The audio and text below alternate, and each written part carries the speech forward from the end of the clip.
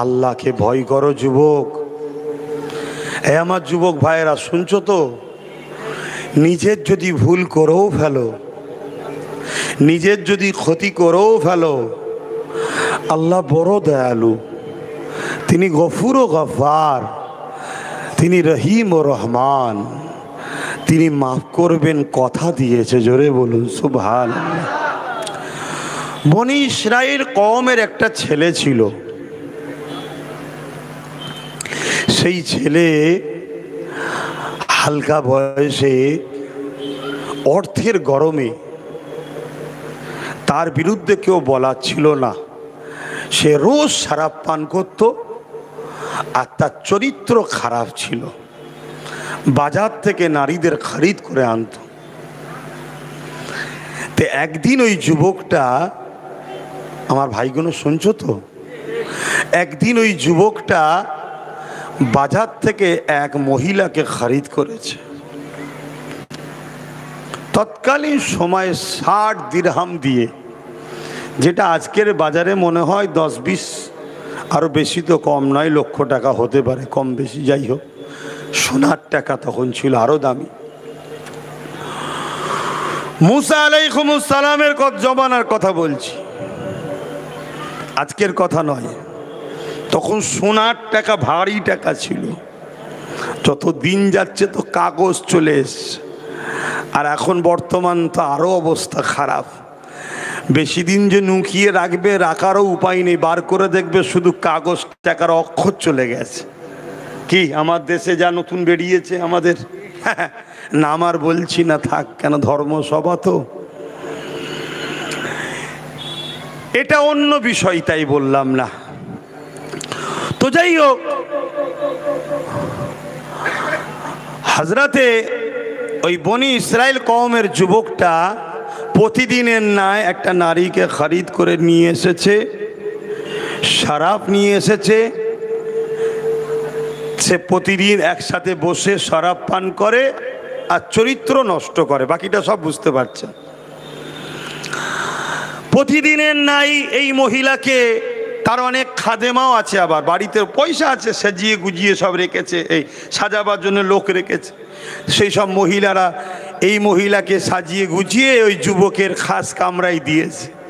তো যুবক শরাব কিনে নিয়েছে, ঢুকেছে, ঢুকে দেখছে ওই মহিলাটা শুধু কাঁদছে তা নয়, তার শরীরটা কোনো জিনিস যেমন ভাইব্রেট হয়, কাঁপে, ওইভাবে কাঁপছে। যুবকটা বলছে, তুমি কাঁদছো কেন আর এত কাঁপছো কেন? মহিলাটা বলছে, আল্লাহর ভয়ে। জোরে বলুন সুবহানাল্লাহ। হায় হায়, আল্লাহর ভয় কাকে বলে? আল্লাহর ভয় কাকে বলে?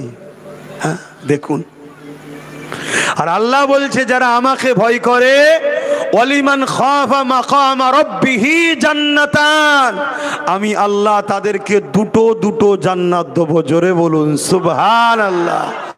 সূরা রহমানে আল্লাহ বলছে।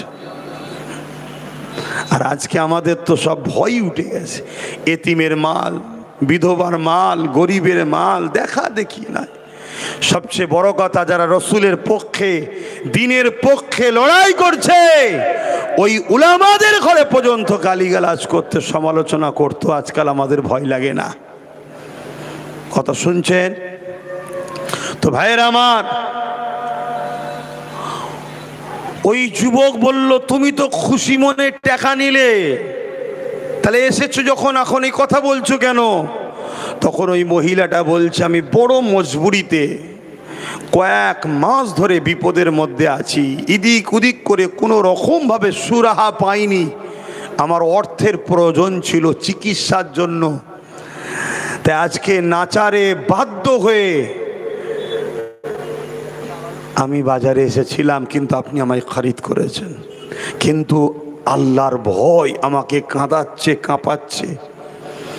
জীবনে কখনো কখনো বেগানা পুরুষের সঙ্গে আমি কথা বলিনি, নিরিবিলি নির্ঝুমে, আর আজকে কত বড় একটা পাপ কাজের দিকে আমি এগিয়ে যাচ্ছি, তাই পুরো শরীর আমার কাঁপছে, আল্লাহর ভয়ে কাঁদছি। এই যুবকটাই কথা শুনে তার মধ্যে একটা হিদায়েতের বাতি আল্লাহ জ্বালিয়ে দিল। জোরে বলুন সুবহানাল্লাহ। সে বলতে লেগেছে, আপনি এত গরিব হওয়ার পরও আপনি আল্লাহকে এত মানেন, এত ভয় করেন, আর আল্লাহ আমাকে এত ধন দৌলত দিয়েছে, এত ক্ষমতা তাকত দিয়েছে, আমার তো উচিত বেশি করে আল্লাহকে মানা। কি কেন? আল্লাহ আমায় দিয়েছে, তোমাকে তো দেয়নি। তুমি না পেয়ে আল্লাহকে এত মানো, আর আমাকে আল্লাহ এত দিয়েছে, আমি আল্লাহ মানি না। যুবকটার চোখ দিয়ে পানি এসে গেল। মহিলাকে বলছে, তোমাকে যে অর্থ দিচ্ছি, অর্থ ফিরিয়ে লব না, তোমাকে আমার সাথে একটা সম্পর্ক তৈরি করতে হবে। কি সম্পর্ক? তুমি আমার বোন, আমি তোমার ভাই। আমাকে ভাই বলে মেনে নিয়ে সাক্ষী থাকো এবং আমাকে তওবা পড়াও। আমি তওবা তোমাকে সাক্ষী রেখে পড়ছি। আমি আজ থেকে কোনোদিন আর শরাবে হাত দেবো না, আর কোনোদিন চরিত্র হরণও করব না, নোংরা কাজে যাব না। তুমি আমার বোন হয়ে সাক্ষী থেকো।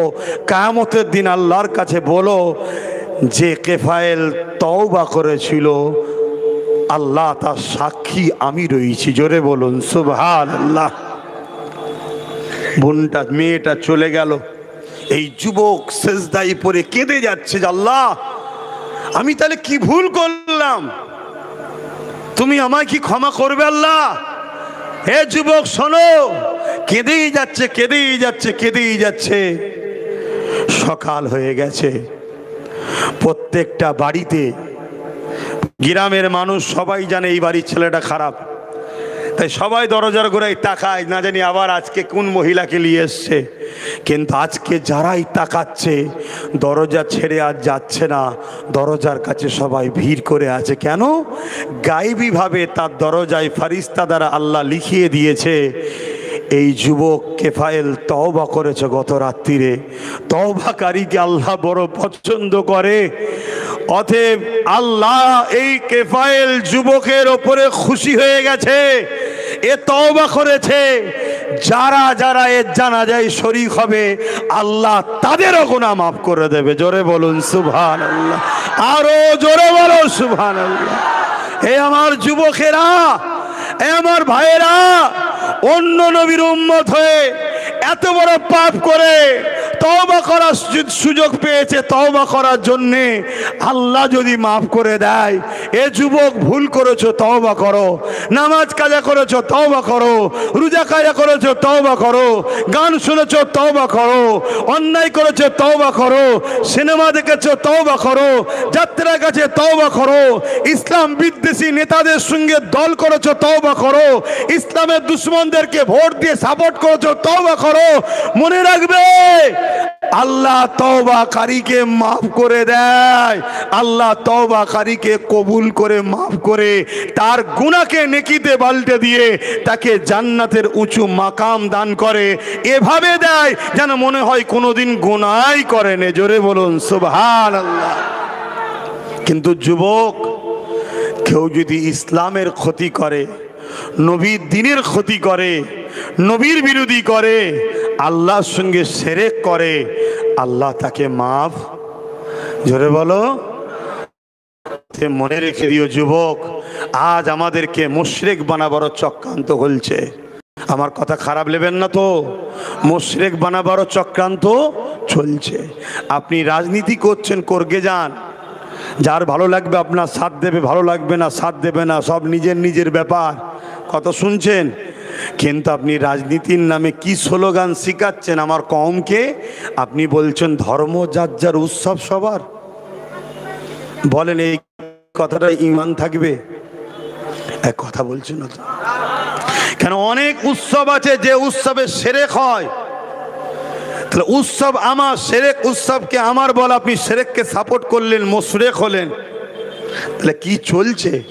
তাহলে এই জায়গায় দাঁড়িয়ে থেকে আমি কি আমার কওমের যুবককে, আমার বাপকে, আমার ভাইকে কি বুঝাবো না যে খবরদার এসব দলের সঙ্গে তোমরা সাথ দিও না, এদের লক্ষ্য ইসলামকে মিটিয়ে দাও, এদের লক্ষ্য মুসলমানদের মুশরিক বানিয়ে দাও, এদের সাথ দিও না। এ কথা বলাটা কি আমার অপরাধ হবে? কারণ আমি তো ধর্ম নেতা, আমি তো ধর্ম প্রচারের মজলিসে এসেছি। তাহলে আমি আমার কওমকে বুঝাবো না যে কথাটা মানলে শিরক হবে? কথা মাথায় ঢুকছে না? ঢোকেনে? এজন্য আপনাদেরকে বলি আমি বিভিন্ন জায়গায়, এতে আবার একদল মুনাফেক আছে, তারা কি বলে, হুজুরের ছেলে ধর্মের নামে রাজনীতি করছে। কি বলে না, বলে না, এ কথা যারা বলে তারা হলো আমার কওমের মধ্যে মুনাফেক গাদ্দার। তারা আমার কওমের মধ্যে কি মুনাফেক গাদ্দার। কেন ওই গাদ্দারগুলো কখনো গিয়ে বলেনি যে আপনি রাজনীতির নামে ধর্মকে মিটাচ্ছেন কেন।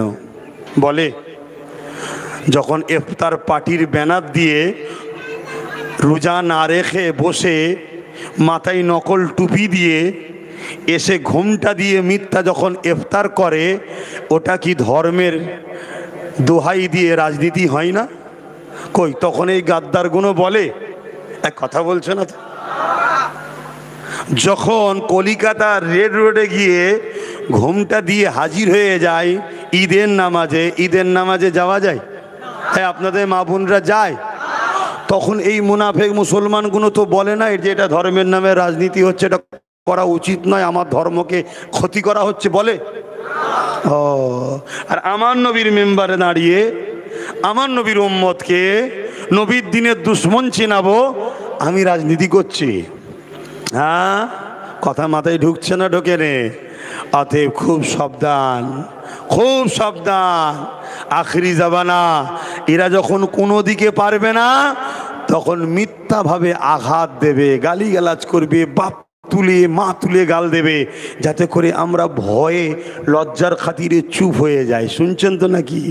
তুই 100 বার আমার বাপকে গাল দে, 1 কোটি বার আমার মাকে গাল দে, আমি আল্লাহর কাছে বিচার দেবো, কিন্তু মনে রাখবি আমার নবীর বিরুদ্ধে বললে ছাড় হবে না, প্রতিবাদ হবেই। কি বলছেন? প্রতিবাদ? হাত তুলে বলুন প্রতিবাদ, প্রতিবাদ। লড়াই হবে, গুস্তাখে রাসূলের বিরুদ্ধে সংগ্রাম হবে, তাতে যদি জীবন লাগে জীবন দিতে রাজি, মাল লাগলে মাল দিতে রাজি। আজকে আমার মসজিদকে টার্গেট করেছে, আমার মাদ্রাসাকে টার্গেট করেছে, আমার কবরস্থানকে টার্গেট করেছে। কি গো শুনছেন তো নাকি? অসুবিধা হচ্ছে? একটুখানি অকাবলিয়ে বলবো, অকাবলিয়ে বললো অসুবিধা আছে? অকাবটা কি ইসলাম ধর্মের সম্পদ নয়? আর এটা কি ইসলাম ধর্মের মেম্বার নয়?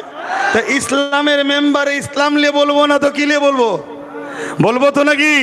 কারা কারা শুনতে চান হাত তুলে দেখান, তাহলে একটু সালামটা দিয়ে এলি তারপরে অকাবলি বলছি। ইয়া নবী সালাম, ইয়া রাসূল, ইয়া হাবিব,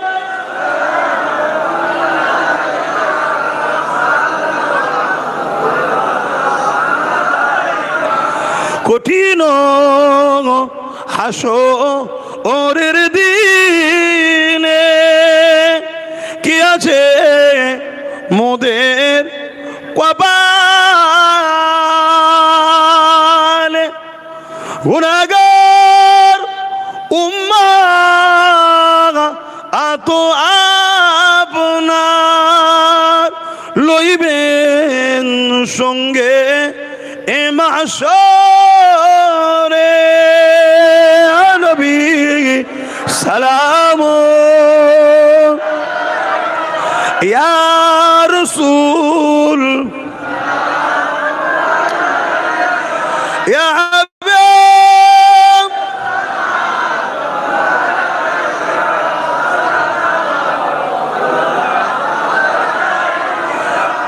ইয়া নবী মদিনা হতে সব কিছুই পারেন দেখিতে, মোদের লাশ কবরে এ রাখিলে লইবেন আপন করে। নবী সালাম, ইয়া রাসূল, ইয়া হাবিব,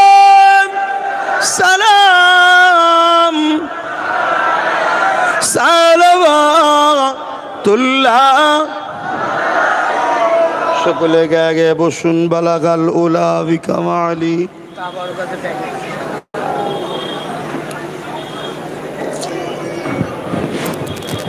দরুদ শরীফ। আল্লাহুম্মা সাল্লি আলা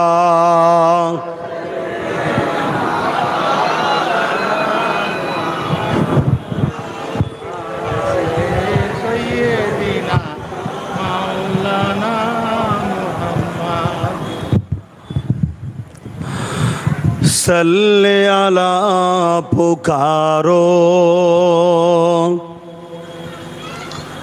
सरकार आ गए हैं। सल्ले अला पुकारो सरकार आ गए हैं। उठो बेसहारो सरकार आ गए हैं। अल्लाहुम्मा सल्ली अला मौलाना मुहम्मद।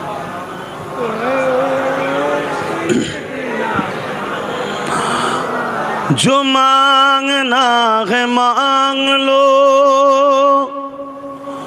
जो लेना है सो ले लो। जो मांगना है मांग लो, जो लेना है सो ले लो। दुनिया के ताजदारों सरकार आ गए हैं। सल्ले अला पुकारो सरकार आ गए हैं। उठो बेसहारो सरकार आ गए हैं। अल्लाहुम्मा सल्ली अला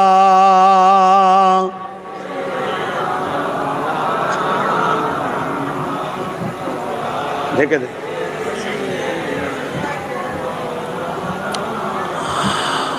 मौलूद की खरी है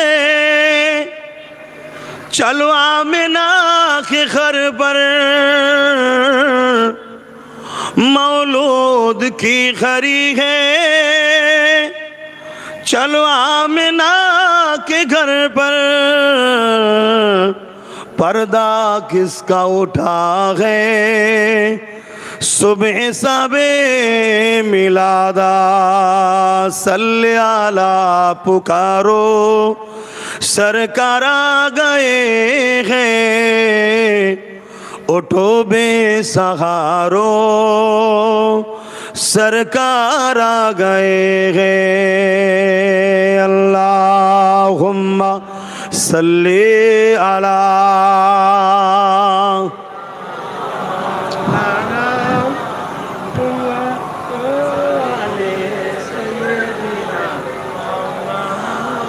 আমার বাপ জানেরা ভাইরা মনে রাখবেন, ভারতবর্ষ সর্বধর্মের দেশ। ভারতবর্ষ চলে একটা সংবিধান দ্বারা। শুনছেন তো? দেশের বিষয়ে কথা বলার হুকুম ইসলামে আছে না নাই? হ্যাঁ, দেশকে ভালোবাসা এটা আমার নবীর সুন্নাত। জোরে বলুন। আমার নবীর দেশের নাম হলো মক্কা, মাতৃভূমি। নবী মক্কাকে ভালোবাসতেন, তখন ছোট ছোট ছিল, এখন অনেক বড় হয়েছে। নবী মক্কা মাতৃভূমির জন্য কেঁদেওছেন। বলুন সুবহানাল্লাহ। মাতৃভূমি বলতে মায়ের ভূমি যেটা। তো আমাদের মাতৃভূমি হলো ভারতবর্ষ। আমাদের মাতৃভূমি কি? ভারতবর্ষ। নবীর উম্মত হিসাবে দেশকে ভালোবাসতে হবে না? হবে না? কে আমাদের সঙ্গে গাদ্দারি করছে তার বিরুদ্ধে আমাদের লড়াই ছিল, আছে, থাকবে। কিন্তু দেশ আমাদেরকে ভালোবেসেছে, দেশ আমাদের মাতৃভূমি, আমরা দেশকে ভালোবাসছি, বাসবো। আমাদের নসলে যত বাচ্চা আসবে সবাই দেশকে ভালোবাসবে। শিক্ষা দেব না দেব না? তা আমার দেশের সরকার, কেন্দ্র সরকার ক্ষমতার জোরে একটা আইন করেছে, ওয়াকাফ কালা কানুন। এ কথা প্রতিটা মজলিসেই আমি বলি, আর আমি মনে করি প্রত্যেকটা আলেম ওলামা, পীর পীরজাদা, বক্তা, ইমাম দু লাইনে হলো প্রতিটা জায়গাতে মাইক পেলেই ওয়াকাফ নিয়ে বলা দরকার। কেন আমরা জানি বাবরি মসজিদের কথা ভুলে যাওয়ার জন্যে রায়টাও কিন্তু উল্টো হয়েছিল, মনে পড়ছে? আর আন্দোলনের চাপ বাড়বে যত, রায়টাও পক্ষে থাকার সম্ভাবনাও তত। যেমন কয়েকদিন আগে সুপ্রিম কোর্ট এটা রায় দিয়েছে, একটু হলেও স্বস্তি পাওয়া যাচ্ছে। কিন্তু যতক্ষণ না পুরো কমপ্লিট হচ্ছে, আমরা পুরো স্বস্তির হাসি হাসছি না, নিশ্চিন্তা হচ্ছি না। আইনি লড়াই আমাদের চালানো দরকার, ঠিক না বে ঠিক গো? তো এই আইনটা কেন্দ্র সরকার করেছে কি, পুরো ওয়াকাফকে, মসজিদ, মাদ্রাসা, কবরস্থান, ঈদগাহ, খানকাকে তারা তাদের কন্ট্রোলে দখল করে সেগুলোকে মিটিয়ে দিয়ে বড় বড় কর্পোরেট পুঁজিপতিদের হাতে তুলে দিয়ে সেগুলোকে বড় বড় বিজনেস, কারখানা, শপিং মল করার একটা পরিকল্পনা তারা তৈরি করেছে। বলুন, আমার মসজিদ চলে যাবে, আমার মাদ্রাসা চলে যাবে, আমার কবরস্থান চলে যাবে, এ বিষয়ে কি চুপ থাকা যায়? চুপ থাকলে কি ঈমান থাকে? একটু আওয়াজ দেবেন। আল্লাহ নবী বললেন, অন্যায় দেখলে হাত দিয়ে রোখো। তাহলে আমার মসজিদ কেউ মেটাতে চাইছে, এটা ন্যায় না অন্যায়? তাহলে হাত দিয়ে রুখতে হবে। নবী দ্বিতীয় বললেন, যদি হাতে রুকার ক্ষমতা না থাকে মুখ দিয়ে প্রতিবাদ করো। তাহলে মুখ দিয়ে প্রতিবাদ করতে হবে। যদি মুখে প্রতিবাদ করতে নাও পারো, অন্তরে ঘৃণা করো, তাহলে ঘৃণাও করতে হবে। এই তিনটের মধ্যে কোনোটা যার মধ্যে নাই, রসুল বলছে তার মধ্যে ঈমান নাই। আজকে কেন্দ্র সরকার তিনি রাজনীতি করছে, তিনারা রাজনীতি, রাষ্ট্রসেবা, রাষ্ট্রবাসীর সেবা, সেদিকে খেয়াল না দিয়ে দেশটাকে তো দেউলিয়া করেই দিয়েছে, দেশটাকে তো বিক্রি করেই ফেলেছে। আজকে তিনি কি করছে, তারা আমার দেশের মুসলমানদের মসজিদ, মাদ্রাসা, কবরস্থান, ওয়াকাফের জায়গাকে দখল করে এবার পুঁজিপতিদের হাতে তুলে দিবার প্ল্যান করছে। এই অন্যায়ের বিরুদ্ধে লড়াইয়ের দরকার আছে না নাই? কিন্তু দুঃখের বিষয়, এই অন্যায়ের বিরুদ্ধে পুরো দেশ জুড়ে লড়াই চলছে। কিন্তু যখনই আমরা পশ্চিম বাংলাতে এই অন্যায়ের বিরুদ্ধে লড়াই করতে যাব বা এই অন্যায়ের বিরুদ্ধে লড়তে যাব, ঠিক তেমনই সময় আমার রাজ্যের সিএম কি বলছে, ওয়াকাফলে যদি আমার রাজ্যে কেউ গুলোগুলি করো, আন্দোলন করো, তাহলে তার সব থেকে বড় দুশ্মন, শত্রু আমি হব। বলেছে না বলেন? ঠিক এমন কথা কেন্দ্র সরকার মসজিদ ভাঙবে, পশ্চিম বাংলার মুসলমান বিরোধী করতে পারবে না। কেন্দ্র সরকার মাদ্রাসা ভাঙবে, পশ্চিম বাংলার মুসলমান তোমরা বিরোধী করতে পারবে না। যদি করো তাহলে সব থেকে বড় দুশ্মন আমি হব। বলুন, রাজ্য সরকারের এই কথাটা ইসলাম বিদ্বেষী হ্যাঁ আর না? জোরে বলুন, যারা হ্যাঁ বলছেন হাত তুলে দেখান, যারা হ্যাঁ বলছেন হাত তুলুন। তাহলে আপনারা স্বীকার করছেন তো? হাত লম্বা করে তুলে রাখুন। স্বীকার করছেন তো নাকি? তাহলে কেন্দ্র সরকার ইসলামের বিরুদ্ধে, রাজ্য সরকারও ইসলামের বিরুদ্ধে, হ্যাঁ কি না? তাহলে বলুন, ইসলামের বিরোধী করবে, মসজিদ মাদ্রাসা ক্ষতি করবে, শরিয়াত বলছে তার বিরুদ্ধে হাত দিয়ে লড়ো। যদি হাতে ক্ষমতা না থাকে মুখ দিয়ে প্রতিবাদ করো, মুখে যদি ক্ষমতা না থাকে ঘৃণা করে দূরে সরে যাও। এই তিনটের মধ্যে কোনোটা যদি না থাকে তার মধ্যে ঈমান নাই। আজকে কেন্দ্র সরকারকে যেমন আমরা প্রথম থেকেই ত্যাগ করেছি, সবাই জানে কেন্দ্র সরকার ইসলামের দুশমন, জানে না জানে না, অর্থাৎ প্রকাশ্য দুশমন। কিন্তু রাজ্য সরকার বন্ধু সেজে দুশমন। আমরা সবাই এর পাশে দাঁড়িয়েছিলাম, লক্ষ কোটি মুসলমানের পাশে দাঁড়িয়েছিল। আজকে মুসলমানদের ক্ষমতায় এসে আজকে সে তার আসল রূপটা দেখাচ্ছে। এই জায়গায় দাঁড়িয়ে থেকে আমি আব্বাস সিদ্দিকী নবীর হাদিস তোমাদেরকে জানাই, মসজিদের দুশমন, মাদ্রাসার দুশমন, কবরস্থান, ঈদগাহ, খানকার দুশমন। কেন্দ্র সরকার হলো প্রকাশ্য দুশমন, রাজ্য সরকার হলো বন্ধু সেজে দুশমন, যাকে আরবিতে মুনাফিক বলা হয়। এই প্রকাশ্য দুশমন আর মুনাফিক দুশমন, এই দুই দুশমনের থেকে যদি আমরা দূরত্ব বজায় না করি, এদের বিরুদ্ধে যদি আমরা না দাঁড়াই, রাসূলুল্লাহর হাদিস অনুযায়ী আমাদের ঈমান থাকবে। জোরে বলুন, থাকবে। মাথায় ঢুকান শরীয়তকে। আপনার সঙ্গে কারো রুজি রুটি চাকরি বাকরিলে লড়াই, ওটা দুনিয়া, আলাদা বিষয়। কিন্তু তুমি ধর্মের বিরুদ্ধে গেলে কেন? লড়াই করছে ওর বিরুদ্ধে, আপনি নাক গলালেন কেন? ধর্ম লড়াই হচ্ছে কেন্দ্র সরকারের বিরুদ্ধে, আপনার বুকে ব্যথা হলো কেন? তাহলে ভাই বোনে মিলেমিশে আছে না নাই? আজকেই তো কোনো একটা দলের সভাপতি বলেছে যে আমরাই তো ওকে সাপোর্ট করেছি, ও তো আমাদেরই লোক। দেখেছেন না দেখেন? এ খবর টবর দেখেন? হ্যাঁ, তারা আবার আমাকে দাগ লাগায়, শুনছেন তো নাকি? হ্যাঁ, দুর্গন্ধ আতরের সমালোচনা করছে, ঠিক এই রকম টাইপেরই হচ্ছে কথা, শুনছেন তো?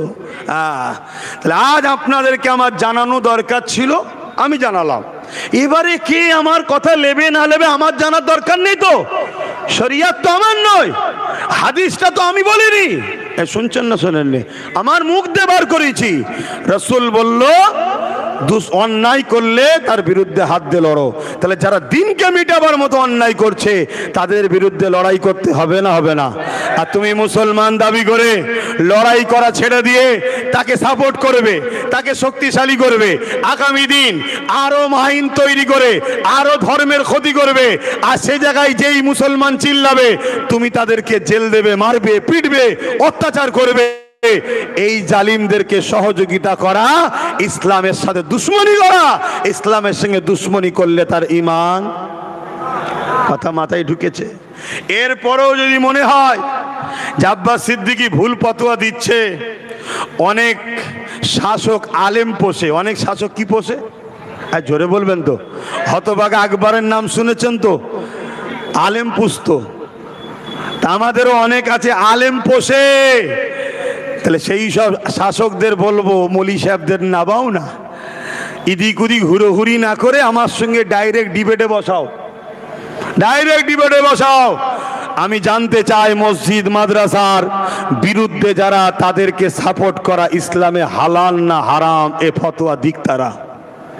শুনছেন না শোনেননি? হ্যাঁ, একটা হিন্দু, খ্রিস্টান, আদিবাসী, দৈলি, সাঁওতাল, বাগদি, প্রথমেই বলেছি সবার সঙ্গে ব্যবসা, লেনদেন, উঠা বসা, মিশা, ভাই ভাই আমরা সবাই বাপ আদম মা হওয়া সন্তান, কোনো অসুবিধে নেই। কিন্তু যখনই সে দিন ইসলামকে মিটাতে চাইবে তাকে আর সাপোর্ট করা, তাকে আর সহযোগিতা করা যাবে না। একটা গাছ লাগালে ওই গাছটা 20 গাছ, 20 ফল। শুনছেন তো? এলাকার সবাই বললে গাছ লাগাস না, এটা 20 ফল, এই ফল খেয়ে মানুষ মারা যাবে। এখন আপনার গাছের ফল খেয়ে বা পাড়ার 2-4টে ছেলে মারা গেল, থানা এসে পুলিশ আপনাকে তুলে নিয়ে যাবে না? যাবে না? অ্যাটেম্প টু মার্ডারের কেস হয়ে যাবে। কেন? আপনি 20 ফল লাগালেন কেন? শুনছেন তো নাকি? তাহলে আজ আমরা ক্ষমতায় আনছি একটা কাউকে, আর সে ক্ষমতায় এসে আমার মসজিদ মাদ্রাসাকে ভাঙতে চাইছে। এই তো দুর্গাপুরে আমার বাংলায় বোলডুজার দিয়ে মাদ্রাসা ভেঙে দিল। এই তো শাসকই বলেছে কি মাদ্রাসা রাস্তার কুকুরের বাচ্চাকে মিড ডে মিল দেওয়া হবে, মাদ্রাসার ছেলেকে মিড ডে মিল দেওয়া হবে না। এই যে শাসকের মাদ্রাসার ছেলের উপরে ঘৃণা, মাদ্রাসার ছেলেদের ঘরে জঙ্গি ভাবা, মাদ্রাসার ছেলেকে উপরে ঘৃণা করা, এটা তো ইসলাম বিদ্বেষীদের কাজ। কথা শুনছেন না শোনেননি? এরপরেও আমি দেখছি এই শাসকের বিরুদ্ধে বলার জন্য কিছু মুসলিম উলামাদের ঘরে বাজারে নাবানু হয়েছে, তারা আমার বিরোধী করছে। এটা হলো এদের ভাড়াটিয়া মৌলী সাহেব। বুঝতে পারছেন তো নাকি? খুব ভালো করে শুনবে হাদিসটা। মান আহাব্বা লিল্লাহ ওয়া আবগাদা লিল্লাহ ওয়া আতা লিল্লাহ ওয়া মানআ লিল্লাহ ফাকাদ ইসতাকমালাল ঈমান। ভালোবাসতে হবে আল্লাহর জন্যে, আত্মীয়তা করতে হবে আল্লাহর জন্যে, দুশ্মনী করতে হবে আল্লাহর জন্যে, বিচ্ছেদ হতে হবে আল্লাহর জন্যে। তারাই হলো প্রকৃত ঈমানদার, তারাই ঈমানের মজা পায়। জোরে বলুন সুবহানাল্লাহ। আজ আমি লড়ছি খোদার ঘরের জন্য, অর্থাৎ আল্লাহর জন্য। আজ আমি লড়ছি মাদ্রাসার জন্য, অর্থাৎ আল্লাহর জন্য। আজ আমি লড়ছি কবরস্থান ইসলামের পেহচান, অর্থাৎ আল্লাহর দ্বীনের জন্য। আর আমার বিরোধী যারা করছে তারা কার জন্য করছে? একথা মাথায় ঢুকছে? তারা দুনিয়ার জালিম শাসকদের অর্থ খেয়ে আমার বিরোধী করছে। অতএব এই জায়গায় আপনাদেরকে মাথায় রাখতে হবে। এখন শেষ কথা, ওয়াকাফের স্বার্থে, দেশের স্বার্থে, মানুষের অধিকারের স্বার্থে আগামী দিন কলিকাতায় যদি আমি ডাক দিই, আমার খবর পেয়ে গাঁটের পয়সা খরচ করে আপনারা কারা কারা যেতে রাজি আছেন একটু আল্লাহকে সাক্ষী রাখবেন। ধোকা দিচ্ছেন না তো? ধোকা দিচ্ছেন না তো? হাত নাবান। কেন আমি বর্ষাটা কেটে যাক, তারপরে একটা প্রস্তুত লব। কথা বুঝে আসছে? সবাই একত্রিত হব ইনশাআল্লাহ বলুন।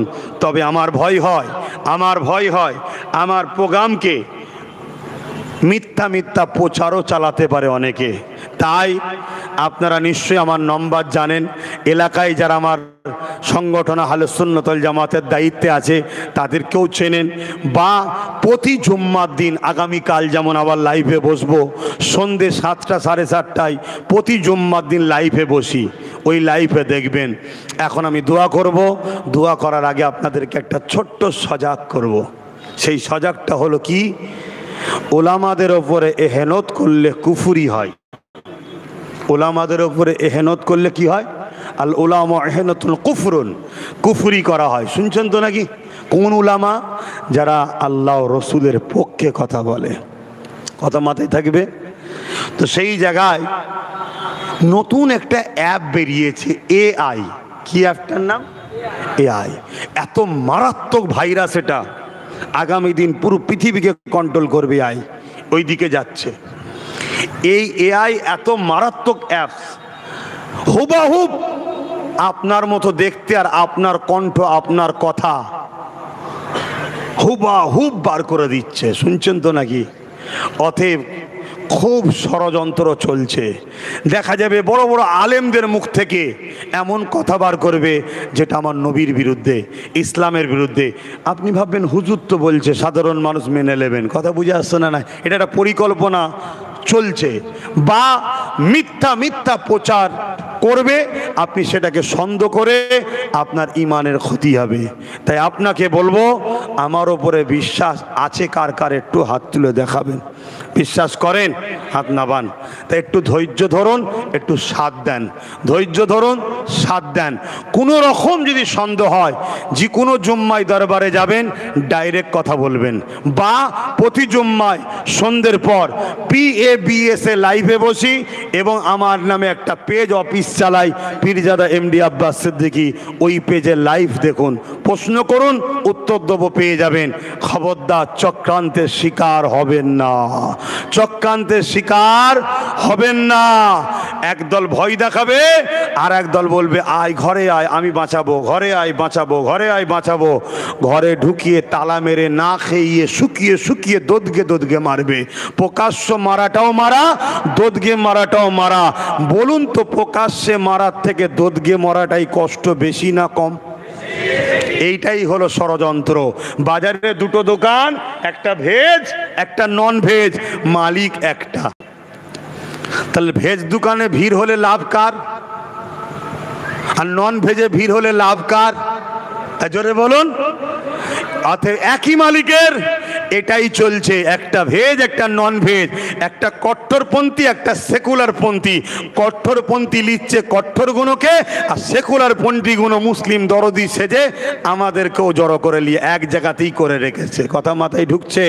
অতএব আসুন, নিজের বাচ্চার ভবিষ্যৎ দিনের জন্য আমাদেরকে অন্যায়ের বিরুদ্ধে সংগঠিত হতে হবে। এখন আমি দোয়া চাইব, আসুন সকলে তওবা পড়ি। বিসমিল্লাহির রহমানির রহিম। আল্লাহ তাআলা যাবার সময় দেবেন, এখন দিয়ে দেবে, দিয়ে দাও, তাবরুক আছে আবার দিয়ে দাও, সামনে থেকে দিয়া শুরু করো। বাপ ভাইরা সত্যি করে বলুন না, আমার কথায় কেউ কষ্ট পেচ্ছেন নাকি? তাহলে বলুন বিসমিল্লাহির রহমানির রহিম। আল্লাহ তাআলা, আমি জানা অজানা ইচ্ছা ও ইচ্ছা সকল গুনাহ হইতে তওবা করিতেছি। আস্তাগফিরুল্লাহ রাব্বি মিন কুল্লি জামবি ওয়া আতুবু ইলাইহি।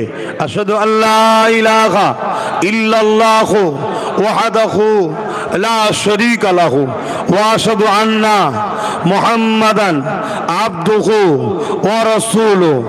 লা ইলাহা ইল্লাল্লাহ মুহাম্মাদুর রাসূলুল্লাহ সাল্লাল্লাহু আলাইহি ওয়াসাল্লাম।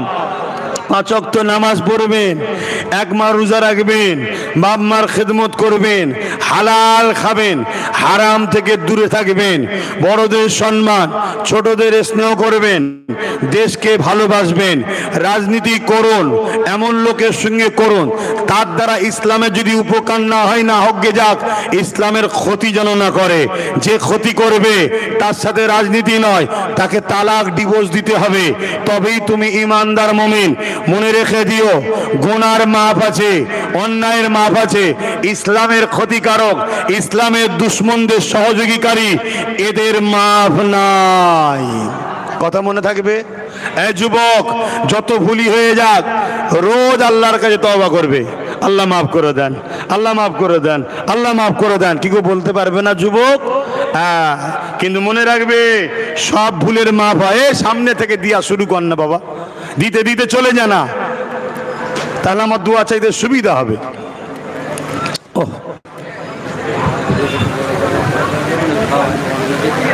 হ্যাঁ, এইসব জিপিএল বক্স দিবি না। হ্যাঁ, এইসব যারা ওই কোকিল গায় না, মুখ টু দিয়ে উ করে, তাদের জন্য এইসব, আমাদের জন্য নয়। আমরা লড়াই করা লোক রে বাবা, কত চিল্লাতে হয়।